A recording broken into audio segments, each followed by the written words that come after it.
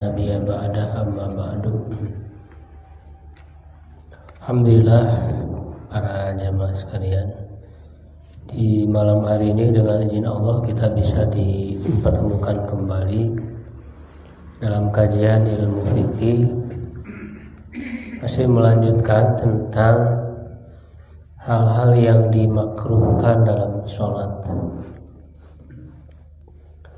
Sebelumnya sudah ada 11 ya hal-hal yang dimakruhkan. Kita lanjutkan yang berikutnya, yang ke-12 ya dalam kitab Sahih Fiqh Sunnah, yaitu yang disebut dengan at-tatbiqu fir ruku'i. Tatbik di dalam ruku. Ya, itu apa tatbik itu? Ya, wa huwa ja'lu batnil kafi ala batnil kafil ukhra. Ya, menjadikan telapak tangan ya, bagian dalam telapak tangan ya di atas telapak tangan yang lain. Nah, jadi digabungkan begini. Ya, wa wad'uhuma baina rukbataini wal fakhidaini fi ruku'. Ya, dan meletakkannya di antara dua lutut dan dua paha pada saat ruku'. Jadi digabungkan lalu diletakkan di tengah-tengah pada saat ruku'. Ya. Gitu. Kan kalau ruku kan biasanya ya ini kan disimpan di lutut, tapi dia begini gitu, digabungkan. Ya, nah itu dimakruhkan. Ini di dalam hadis ya diterangkan. Memang sebelumnya pernah disyariatkan seperti itu. Wa qad kana hadza masyru'an fi awal amri tsumma nuhiya anhu. Ya, pada awalnya ini disyariatkan tapi kemudian dilarang. Ya, yaitu berdasarkan hadis ini diriwayatkan oleh Imam Bukhari ya dalam Sahih Bukhari nomor 790 dan juga Muslim nomor 535. Fa'an Mus'ab bin Sa'din, dari Mus'ab bin Sa'ad, qala dia berkata, ya, sholaitu ila janbi abi, aku sholat di samping ayahku. Ya, qala dia berkata, waja'altu yadaya baina rukbatayya. Ya, dan aku menjadikan kedua tanganku di atas di antara ya dua lututku. Faqala li abi idrib bikafaika ala rukbataika. Ya, pukulkan ya, maksudnya pegang ya dengan kedua telapak tanganmu ya terhadap dua lututmu ya, artinya dipegang ke lutut ya sebagaimana ruku ya yang biasa kita lakukan ya. Qala dia berkata, summa fa'altu dzalika maratan ukhra, lalu aku melakukan hal itu sekali lagi. Fadaraba yadaya, lalu dia memukul tanganku. Wa qala inna nuhina an hadza. Nah, jadi maksudnya Mus'ab bin Sa'ad ini mengulangi lagi melakukan yang tadi ya, menggabungkan dua telapak tangan itu ya di tengah-tengah dari lutut ya, jadi dilarang ya, dipukul ya oleh ayahnya ya, dan dia mengatakan sesungguhnya kami dilarang dari hal ini. Wa umirna an nadriba bil ukufi ya ala rukbi atau ala rukhabi ya. Dan kita diperintahkan ya untuk memukulkan atau meletakkan telapak tangan itu di atas lutut. Ya, rukab ini berarti jama dari rukbah ya. Rukbah itu lutut. Nah, jadi ini seorang sahabat ya, tentunya kalau seorang sahabat mengatakan sesungguhnya kami diperintahkan atau kami dilarang, ya dihalalkan bagi kami, bisa diharamkan bagi kami, yaitu dihukumi marfu. Artinya dihukumi itu berasal dari Nabi. Karena kan sahabat bertemu langsung dengan Nabi. Jadi ketika sahabat mengatakan ya kami diperintah, kami dilarang, nah yang memerintah dan melarang tiada lain adalah Nabi gitu. Ya, jadi kalau ada sahabat mengatakan kami diperintah, kami dilarang, sudah bisa dipastikan itu dari Nabi. Itu hukum dari Nabi SAW, karena tidak mungkin para sahabat membuat hukum sendiri atau ada sumber hukum lain selain Rasulullah. Jadi walaupun tidak secara jelas disebut Rasulullah, tidak mengatakan Rasul memerintahkan kami atau Rasul melarang kami, tidak secara langsung, tapi kami diperintah, kami dilarang. Nah itu maksudnya oleh Rasul. Ya itu dihukumi marfu. Itu dalam ilmu hadis dibahas. Jadi ada pembahasan dalam ilmu hadis. Ya perkataan sahabat yang dihukumi marfu, yang dihukumi berasal dari Nabi SAW. Ya karena sahabat nggak mungkin ya dia membuat hukum sendiri atau ada sumber lain selain Rasulullah. Ya, jadi kami dilarang maksudnya oleh Rasulullah SAW untuk melakukan yang tadi. Ya, nah larangan ini hanya termasuk kepada makruh saja. Ya. Tidak membatalkan sholat, tetapi mengurangi pahala sholat. Nah, kemudian yang berikutnya yang ke-13 qiraatul Quran fir ruku'i was sujud. Membaca Al-Quran dalam ruku dan sujud. Ya, liqauli Nabi sallallahu alaihi wasallam, berdasarkan sabda Nabi sallallahu alaihi wasallam, ala wa inni nuhitu an aqra al-Qur'ana raki'an aw sajidan. Jadi ini kata Nabi SAW dalam riwayat Muslim ya nomor 479. Ketahuilah sesungguhnya aku dilarang untuk membaca Al-Quran pada saat ruku dan sujud. Ya karena bukan tempatnya. Ruku dan sujud itu ya bertasbih ya. Ada bacaan subhana Rabbiyal Azim ya dalam ruku, ya dalam sujud subhana rabbiyal a'la atau subhanaka Allahumma rabbana wa bihamdika Allahumma gfirli. Jadi ada bacaannya sendiri. Ya, maka tidak boleh membaca Al-Qur'an di dalam ruku dan sujud.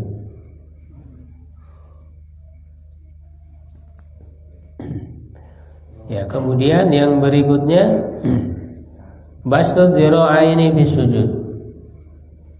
Menghamparkan dua tangan ya. Ziro itu kan tangan dari ujung jari sampai sikut. Ya, ujung jari ya sampai sikut ini namanya ziro. Nah, jadi pada saat sujud itu tidak dilarang menghamparkan. Jadi karena kan dalam sujud ditegakkan, ya tangan itu ditegakkan, si sikut itu. Nah sekarang dihamparkan ke lantai, nah itu yang tidak boleh. Ya ya itu kan seperti anjing kan, makanya ada ya di hadis lain, ya jangan. Ini di hadisnya ini ya disebutkan.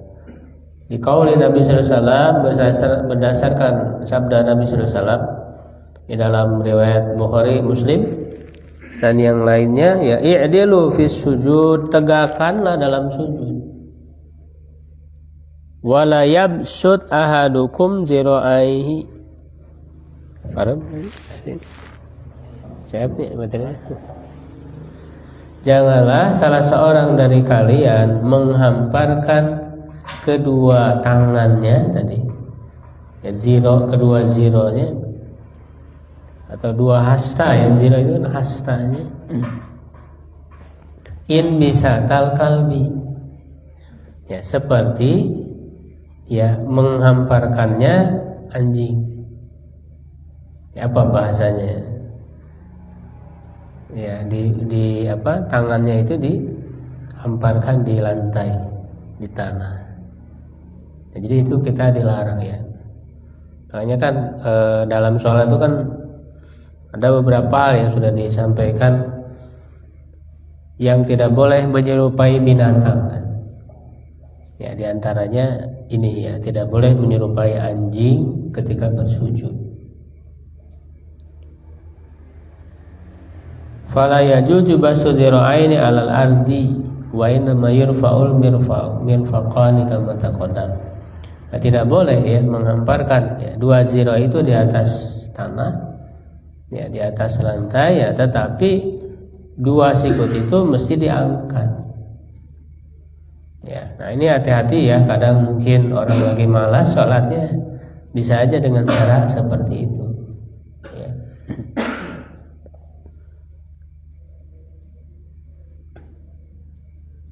Ya, kemudian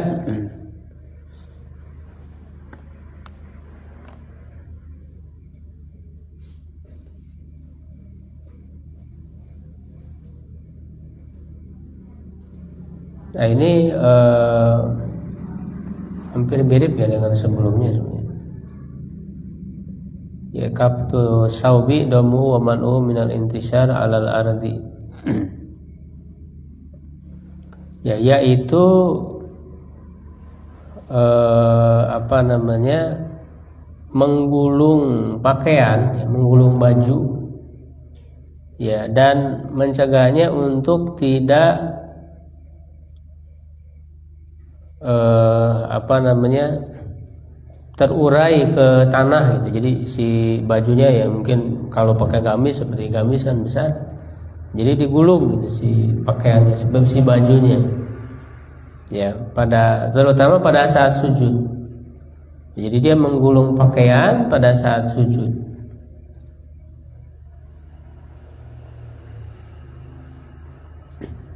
Nah ini juga dilarang ya.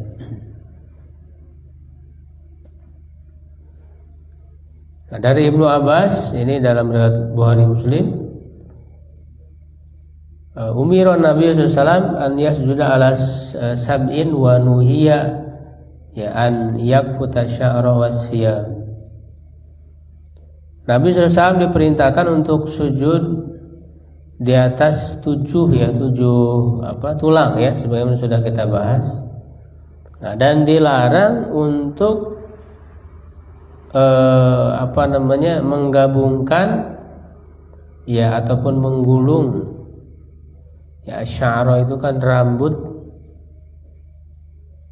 ya, dan juga pakaian baju ya. Ini maksudnya kan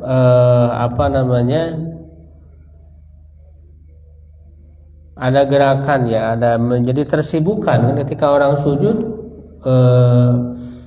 Dia sibuk menggulung pakaian, sibuk menggulung rambut gitu, pada saat sujud itu. Ya, nah jadi itu tentu ada gerakan yang menyibukkan di luar gerakan sholat. Ya, makanya itu termasuk hal yang dilarang. Ya.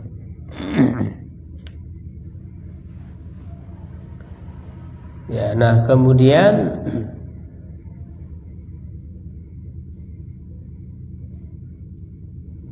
yang berikutnya ada yang disebut dengan al-iqa. Ya, iqa ya. Iqa itu adalah ya ilsaqul ilyataini bil ardi wa nasbu saqain wa wad'ul yadaini alal ardi. Ini terutama waktu duduk ya. Jadi duduk dengan cara iqa. Jadi iqa itu meletakkan pantat ya di bumi, di tanah ya, lalu menegakkan dua betis ya. Jadi dua betisnya ditegakkan begini ya, dua betisnya ditegakkan dan meletakkan kedua tangan di tanah. Jadi pada saat duduk, ketika duduk ya tidak boleh dengan cara seperti itu ya. Cara seperti ini tidak boleh ya dalam duduk dalam sholat ya, berdasarkan hadis Aisyah dalam sifat sholat Nabi SAW. Nah di dalamnya dia mengatakan ya, Aisyah, wa kana yanha an uqbatis syaiton, dan beliau melarang dari ukbahnya syaitan. Nah ukbah itu adalah tadi ya iqa ya, ala hayati sabiqo ya, dengan cara yang sebelumnya tadi ya, duduk iqa tadi itu ya.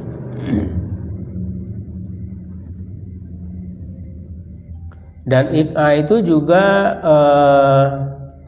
seperti anjing juga ya, seperti cara duduk anjing juga ya. Ini seperti dalam hadis lain ya, walaupun ada kedoifan dalam hadisnya.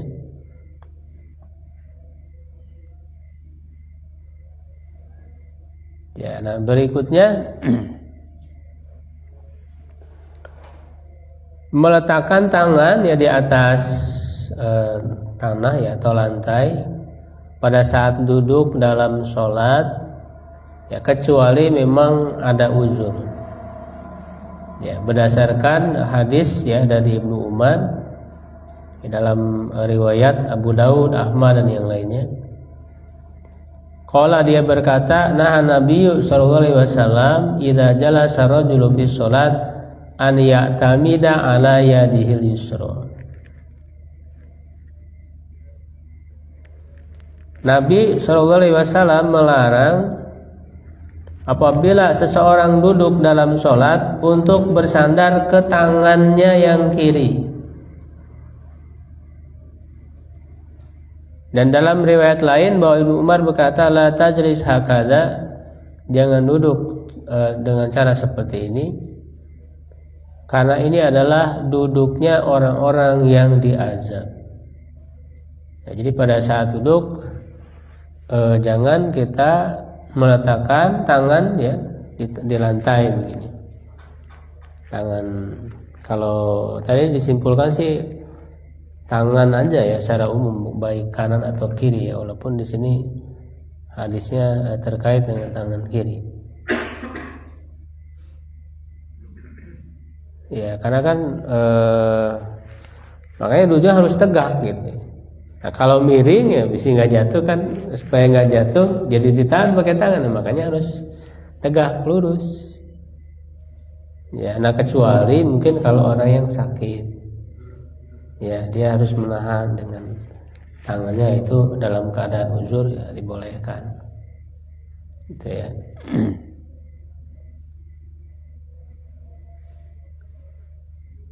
Nah, kemudian juga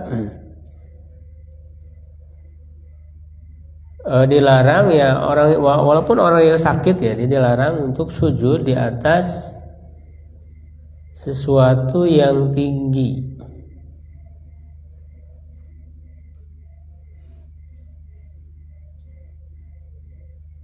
Ya maksudnya tempat sujudnya mungkin ditinggikan gitu ya, ada benda atau apa ya, karena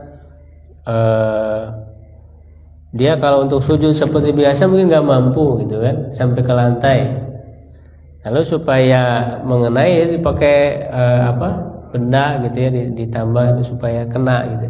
Nah itu dilarang ya, dilarang. Kenapa ya? Karena kalau memang bisa sujud ya di lantai ya seperti biasa ya tanpa ditambah apapun ya, nah itu kalau memang mampu ya harus dilakukan.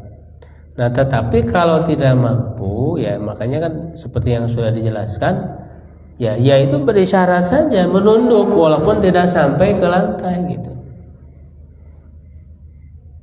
Ya, jadi nggak usah pakai alat lagi gitu supaya dia kena ya, jadi sesuatu yang tinggi pakai meja atau apa gitu. Seperti ini kan meja supaya kena gitu. Nah, nggak boleh seperti itu.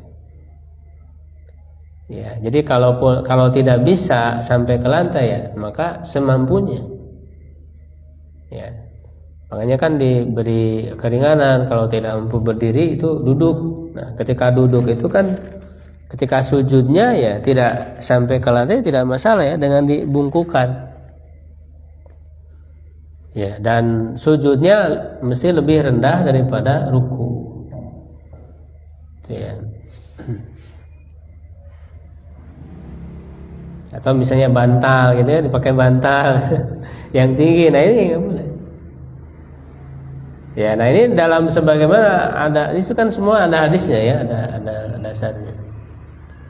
Ya, sebenarnya dalam hadis Ibnu Umar dia berkata, ada Rasulullah SAW dalam riwayat Tabrani ya. Rasulullah SAW itu pernah mengunjungi seseorang dari sahabatnya yang sakit, dan aku bersamanya, kata Ibnu Umar. Fadahwala alaihi wa huwa yusalli ala udin.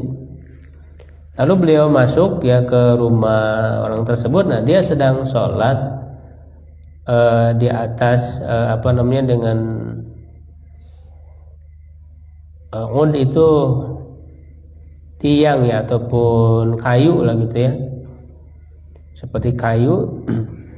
Fawadoa, nah ini ya tadi ya, dia meletakkan kemudian ketika sujud keningnya ke kayu tadi pada saat sujud.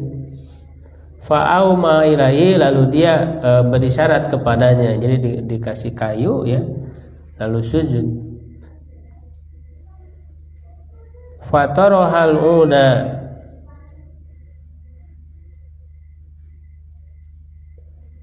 lalu dia menyingkirkan kayu tersebut dan mengambil bantal ya, diganti pakai bantal. Faqala Rasulullah SAW bersabda, da'ha anka. Ya, da'anka itu hindarkan ya, hindarkan dia darimu. Ini stata'ta an tasjuda 'alal ardi wa illa fa'aumi imaan. Ya. Nah, jika kamu mampu untuk bersujud ya di atas lantai, di atas tanah ya, maka sujudlah.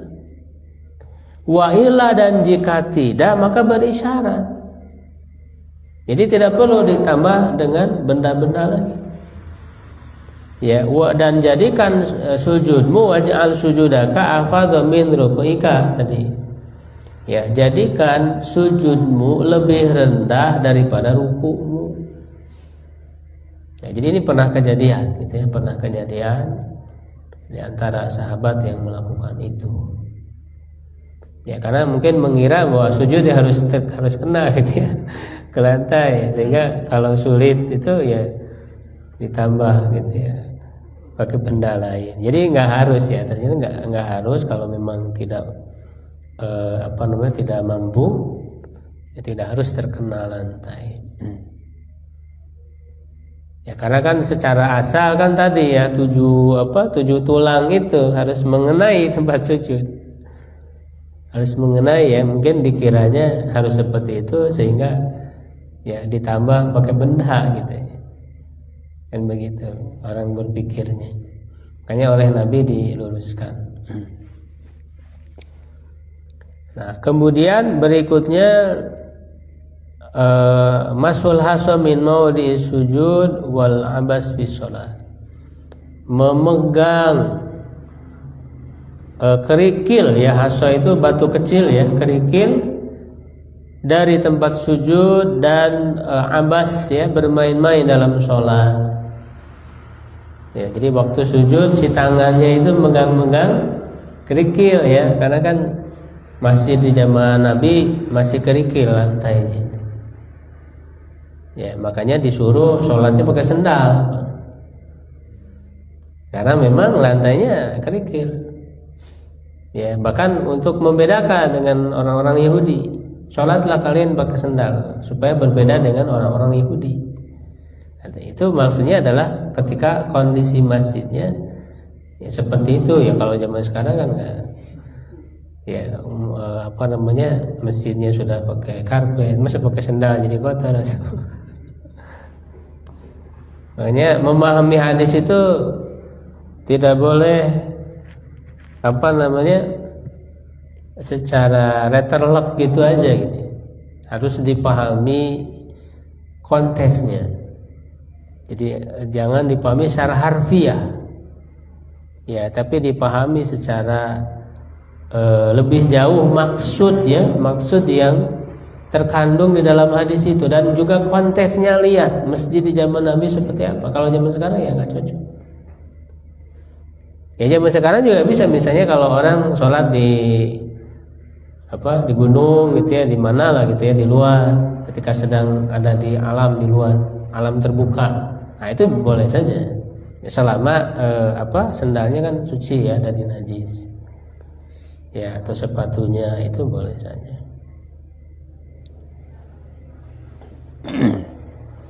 Nah, jadi di sini dilarang untuk bermain-main ya ketika sujud ya, menyentuh-nyentuh kerikil gitu, bermain-main.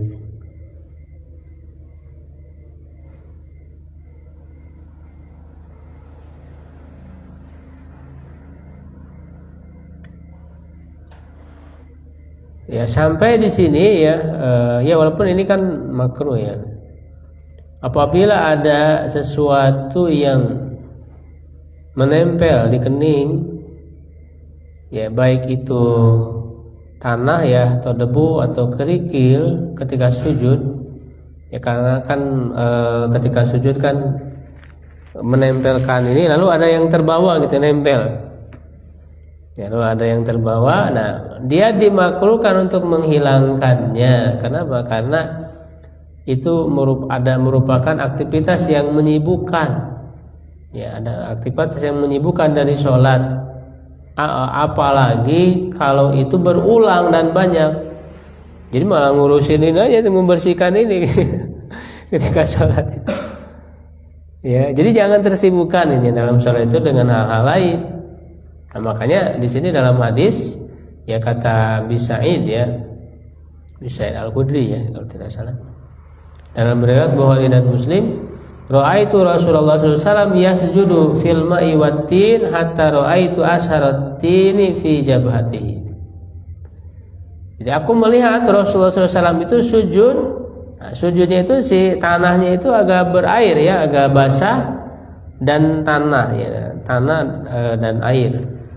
Fil ma'i wattin, sampai aku melihat bekas tanah di kening beliau. Jadi pada saat sujud itu ada yang nempel.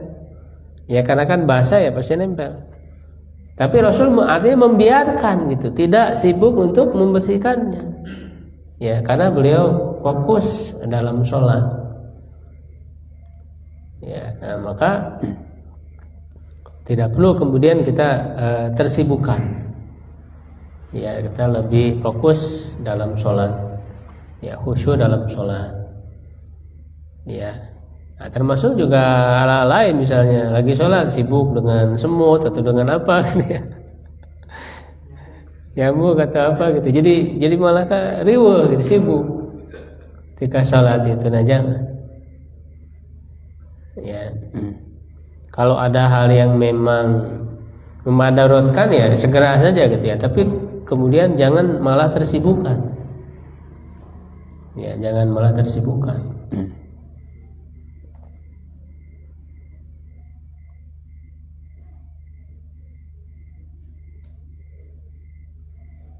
Ya, nah kemudian kalau ini menurut pendapat beliau ya, yang mendahulukan dua lutut sebelum tangan pada saat sujud. Ya, walaupun yang sebagaimana sudah kita bahas, yang lebih tepat justru ya lutut dulu baru tangan gitu. Ya, kalau menurut penulis kitab ini justru makruh kalau seperti itu, karena harus tangan dulu baru lutut. Tapi justru yang benar, yang lebih tepat ya sebagaimana hadis-hadis yang sudah kita bahas. Dan faktanya ya, karena Rasul melarang seperti unta. Nah, unta itu biasanya bagian kaki depan itu ibarat tangan kan. Ya, jadi pada saat mau duduk itu dia mendahulukan kaki depannya dulu baru belakang. Nah, justru dilarang cara seperti itu oleh Nabi. Nah, berarti yang lebih tepatnya itu pada saat sujud itu lutut dulu baru tangan. Ya, lutut dulu baru tangan, dan memang lebih terlihat nyaman, lebih terlihat tumanina lutut dulu, karena kalau tangan dulu terlihat agak kurang tumanina kan. Ya, kecuali kalau orang yang uzur, yang sakit, ya itu kan ada pengecualian.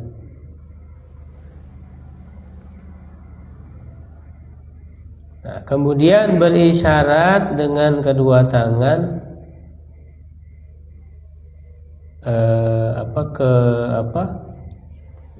kedua sisinya.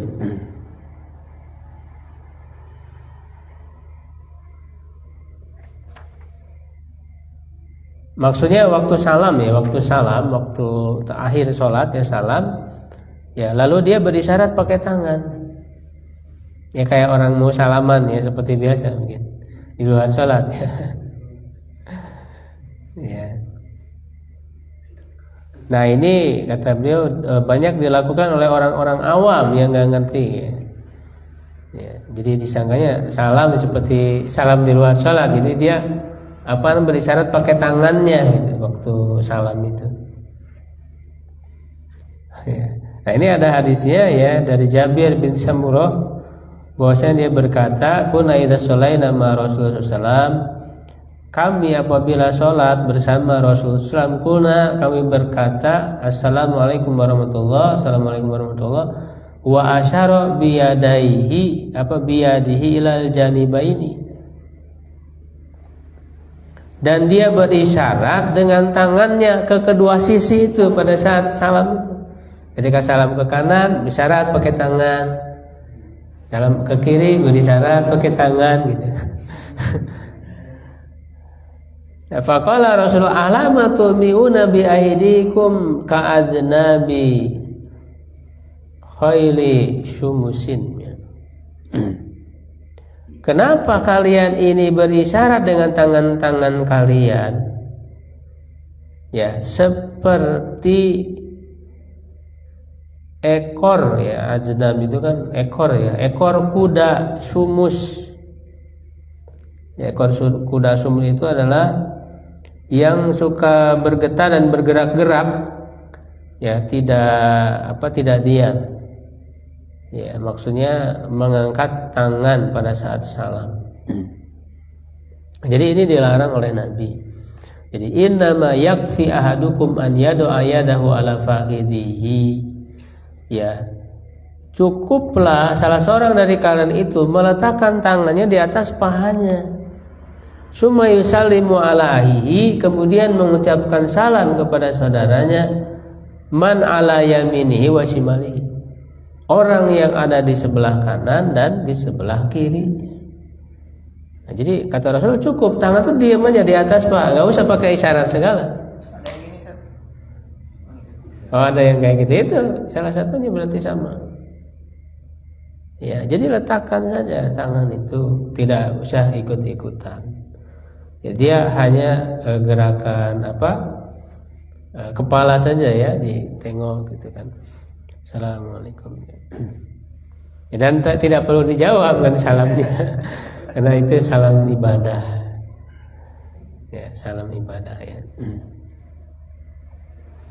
Nah, kemudian yang berikutnya musabaqatul imam bis shalah, mendahului imam dalam sholat. Nah, ini juga tidak boleh ya, bahkan bisa jadi pahala berjamaahnya jadi hilang gitu ya. Karena kan berjamaah itu ya namanya berjamaah ya taat kepada imam, mengikuti imam. Kalau orang kemudian mendahului imam ya sama saja dia tidak menganggap terhadap imam. Jadi mendahului gerakan imam itu tidak boleh. Bahkan di sini ada ancamannya ya. Ya, kalau ada ancaman sebenarnya bisa terjatuh kepada haram ya, tidak hanya makruh sebetulnya. Yaitu dalam hadis ya riwayat Bukhari Muslim ya dan yang lainnya. Amma yahshahadukum idza rafa'a ra'sahu qabla al-imam. Ya, apakah salah seorang kalian ini tidak takut? Ini cukup keras. Ya, larangan Nabi itu apabila dia mengangkat kepalanya sebelum imam.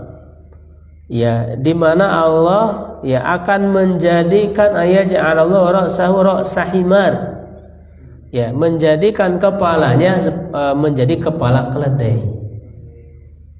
Ya, au yaj'alallahu suratahu suratahimar, atau Allah akan menjadikan rupanya ya seperti rupa himar.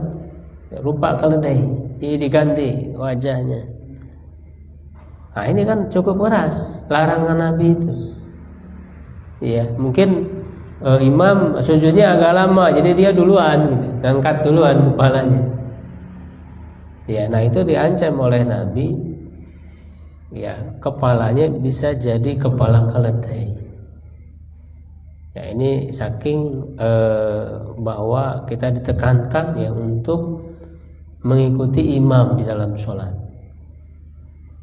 Ya, jadi menyamai juga nggak boleh, karena kan imam dulu. Imam dulu baru makmum. Ya, jangankan mendahului, menyamai saja tidak boleh.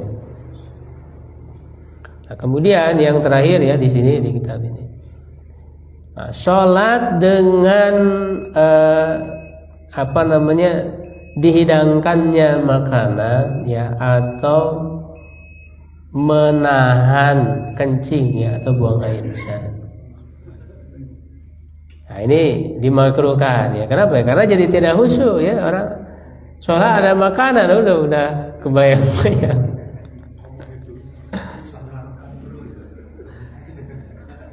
Kayaknya kan kalau udah misalnya disediakan makan malam ya kudimal ya asya ya qoblal isya gitu. Jadi dahulukan asya, makan malam dulu baru sholat isya. Kalau sudah disediakan hidangan, kalau bisa tidak khusyuk ya aromanya kecium gitu kan. Jadi nggak khusyuk sholatnya. Jadi kalau sudah dihidangkan makanan ya sholat makan dulu. Ya udah makan malah kenyang, malah ngantuk. Tidur dulu kan?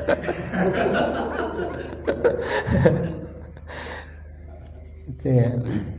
Ya, jadi dihindarkan hal-hal yang memang membuat sholat tidak khusyuk.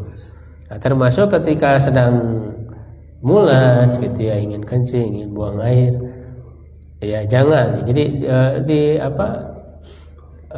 buang hajat dulu gitu ya.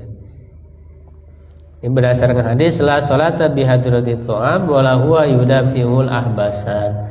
Tidak sholat, maksudnya jangan ya sholat dengan sudah dihidangkannya makanan ya, dan juga dia menahan ahbasan, dua khobas, maksudnya tadi kencing dan buang air besar. Ya, barangkali itu kalau ada yang ditanyakan silakan. Yang mendesak. Ya. Assalamualaikum. Punten tumaros dupi rukhsah berlaku di acara resepsi pernikahan khususnya kanggo pengantin yang kosor biasa di rusa apa sholat.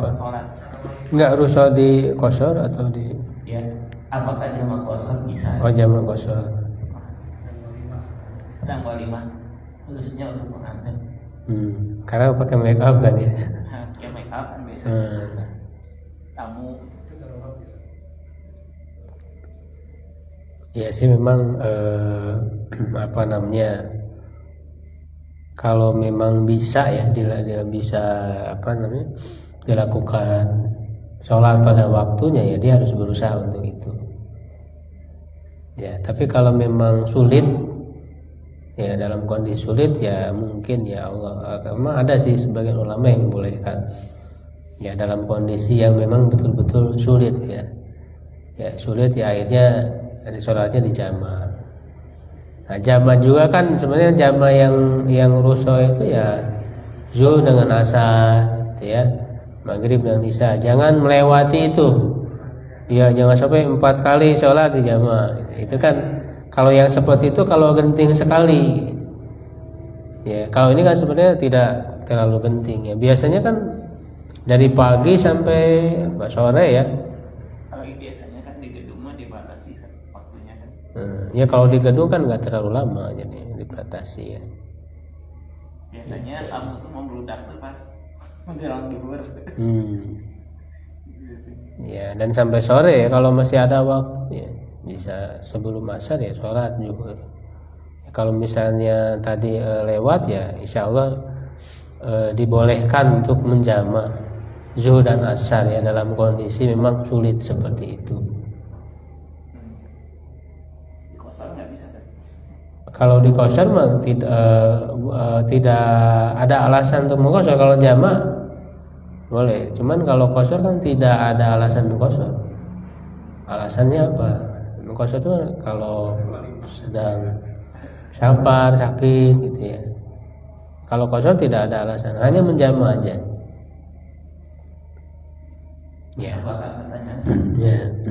pernah mendengar katanya Rasul itu pernah menjama' takhir, padahal beliau yang tidak ada keperluan apa-apa gitu disebutkan. Apakah betul sih?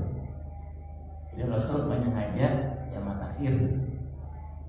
Enggak, apa ada alasannya? Tidak, jadi tidak ada, karena kan yang namanya rusa itu harus ada ilatnya. Ya, harus ada ilat yang menyebabkan. Ya, harus ada alasan, harus ada uzur. Ya, jadi nggak ada itu.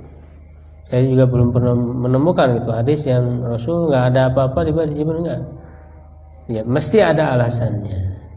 Nah, alasannya itu kan ya bisa karena safar, sakit. Nah, termasuk kalau ada hal-hal yang genting. Ya, ada hal-hal yang genting, termasuk kalau ada hujan ya, hujan besar yang dikhawatirkan untuk sulit untuk kembali lagi ke masjid, atau mengkhawatirkan ada kesulitan di perjalanan. Ya. Gitu. Kalau selain itu, kalau tidak ada alasan apa-apa ya nggak boleh. Ya, karena kan kembali ke hukum asal, melaksanakan sholat itu di waktunya masing-masing. Inna sholata kanat alal mu'minina kitabun mawquta. Sungguh sholat itu adalah kewajiban yang sudah ditentukan waktunya. Jadi secara asal ya harus sholat pada waktunya masing-masing. Kalau tidak ada uzur ya nggak boleh. Berarti kita menyalahi hukum asal, itu nggak boleh. Hukum asalnya, gitu ya. Jadi harus ada uzur, harus ada alasan.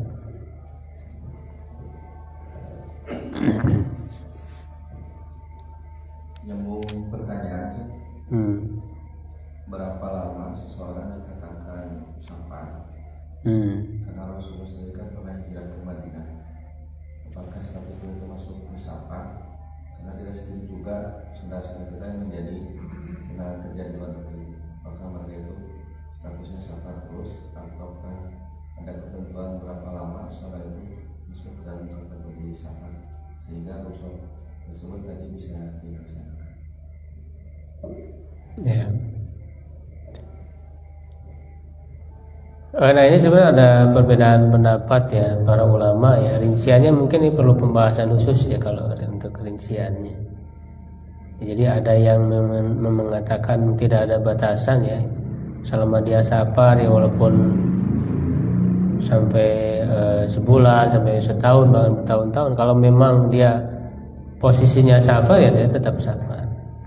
Tapi kalau kemudian dia mau menjadi orang sana atau bermukim menjadi mukim, nah berarti kan sudah tidak safar. Ya, jadi ada ulama yang tidak membatasi. Jadi kembali kepada posisi dia, apakah dia itu hanya sebatas safar di sana ataukah bertempat tinggal di sana, atau menjadi penghuni sana atau menjadi orang sana gitu ya. Kalau ketika menjadi orang sana, menjadi mukim, berarti tidak lagi safar. Gitu ya. Dan juga ada ulama lain yang membatasi waktunya itu ya. Seperti itu. Mungkin nanti rinciannya bisa dibahas dalam pembahasan yang khusus. Ya, silakan. Assalamualaikum Pak Ustaz, mau bertanya, di beberapa kesempatan saya pernah sholat di masjid, si imam ini membaca mushaf Quran, Pak Ustaz. Bagaimana secara hukumnya? Tapi kalau misalnya ganti imam yang lain sih dia nggak baca mushaf tersebut, tapi kalau pas dia jadi imam dia suka dapat di garis misalkan baca beberapa ayat, terus seperti itu Pak Ustaz biasanya. Ya, memang ini ada perbedaan pendapat ulama ya, ada yang membolehkan, ada yang tidak. Ya, tapi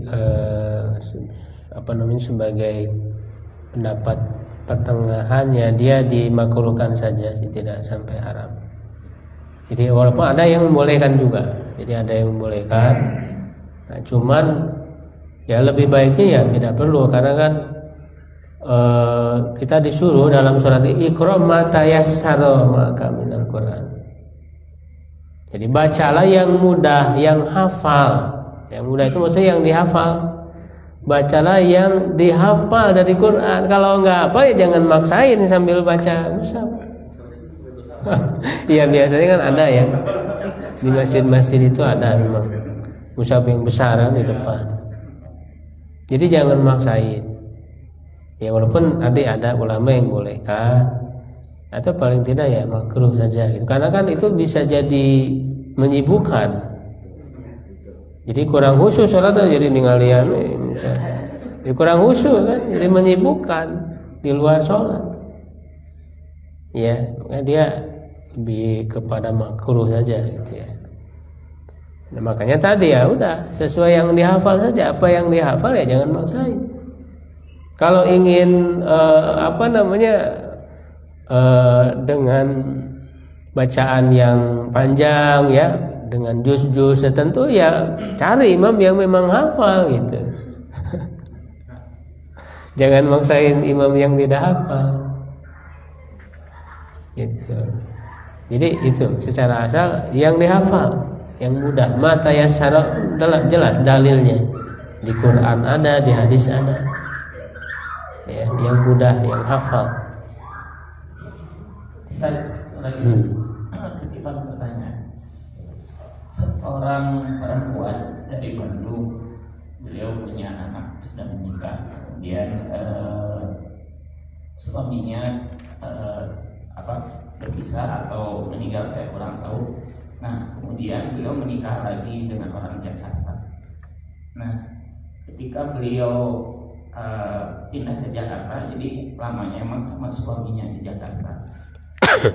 Ketika sesekali ke Bandung, ke rumahnya, anak-anaknya di Bandung, apakah ketika di Bandung tuh boleh jamak kosong atau tidak? Atau di Jakartanya jamak kosong gitu sih? Dia rumahnya di mana? Mukimnya di mana? Lebih banyaknya di Jakarta. Cuman sesekali anak-anaknya di Bandung, beliau pulang ke Bandung. Apakah boleh? Di Bandung itu rumah dia atau rumah siapa? Rumah dia, jadi tempati sama anak-anaknya. Ya kalau rumah dia mukim. Oh. Jadi tidak menutup kemungkinan orang itu punya tempat tinggal yang lebih dari satu kan. Punya tempat tinggal di Bandung, punya tempat tinggal di Jakarta. Ya ketika dia ke Bandung, dia ke Jakarta, ya itu tempat tinggal dia. Ya berarti dia mukim, bukan dalam keadaan safar. Iya. Nah, kalau di perjalanannya gitu ya bisa safar. Jadi kan yang namanya mukim itu orang bisa punya lebih dari satu tempat tinggal. Iya, bercabang. Ya, apalagi yang punya istri yang lebih dari satu. Ada 4 gitu, itu mukim semua berarti. Karena tempat tinggal dia semuanya. Gitu ya. Perjalanannya aja. Ya di perjalanannya ya bisa safar. Ya kalau di tempat tinggal dia, ya kecuali kalau bukan tempat tinggal dia, bukan rumah dia, bukan tempat tinggal dia, misalnya rumah mertua. Kalau rumah mertua udah bukan tempat tinggal dia lagi. Atau misalnya rumah orang tua udah bukan rumah dia lagi kan kalau yang sudah menikah. Pulang misalnya ke orang tuanya. Nah itu udah safar, termasuk safar karena dia udah nggak tinggal di sana. Jadi kalau ini Ustaz karena pekerjaan, misalnya per 2 minggu ke tempat kerja, misalkan saya di sini, 2 minggu depan misalkan saya ke Cilacap, tapi rutin per 2 minggu saya kesana lagi, kembali lagi. Nah di tempat kerjanya dikasih rumah nggak di sana? Ada mes. Tetap nggak mesnya? Tetap ya, kayak Maksudnya tetap atau pindah-pindah ganti-ganti mesnya? Dalam waktu yang lama mes tersebut. Jadi kan ada kontrak kerja, saya kasih tahun. Nah, tapi durasi pekerjaannya per 2 minggu gitu Ustaz. Jadi 2 minggu di sana, ya habis kerja pulang lagi ke Bandung. Nanti istirahat di Bandung 2 minggu, kerja lagi ke sana 2 minggu. Kalau ada tempat tinggal yang tetap khusus, bahkan dalam waktu lama itu sudah jadi mukim. Kecuali kalau nggak ada tempat tinggal yang tetap di sana. Ya kan, misalnya kadang dikasih di hotel atau di mana pindah-pindah. Nah itu kan tidak menjadi tempat tinggal yang tetap. Tapi kalau sudah dikasih mes, dia tetap di situ. Ya walaupun kan tadi kadang 2 minggu, kadang berapa ya sudah jadi tempat tinggal. Jadi kalau sudah jadi tempat tinggal apalagi dalam waktu yang lama itu sudah mukim berarti. Sudah menjadi mukim sama kayak anak pesantren ya udah jadi mukim di sana ya asrama. Gitu. Pindah tempat tinggal jadi tidak lagi safar. Ya cukup misalnya. Terima kasih atas perhatiannya. Assalamualaikum warahmatullahi wabarakatuh.